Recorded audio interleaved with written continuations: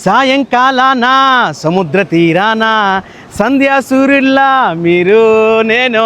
ఎవరు సో నమస్తే అభయ మందలు. ఏంటంటే కాశీ నుంచి వచ్చేసాను, నెల్లూరులో మైపాడు బీచ్ దగ్గర ఉన్నా. ఒక్కసారి చూడండి, అబ్బా మన నెల్లూరు ఫుడ్ తిని ఎన్ని రోజులైందంటే దాదాపుగా కాశీలో భక్తి అయితే మొత్తానికి 9 రోజులు శివయ్య వల్ల చాలా ప్రశాంతంగా ఉన్నాం.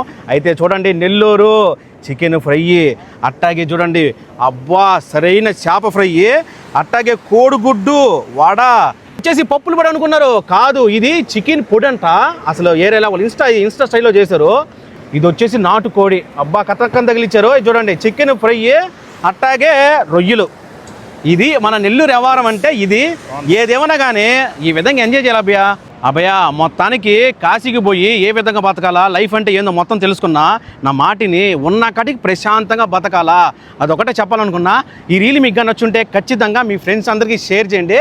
సింహపూర్ సినిమా అఫీషియల్ పేజ్ని ఫాలో కొట్టండి.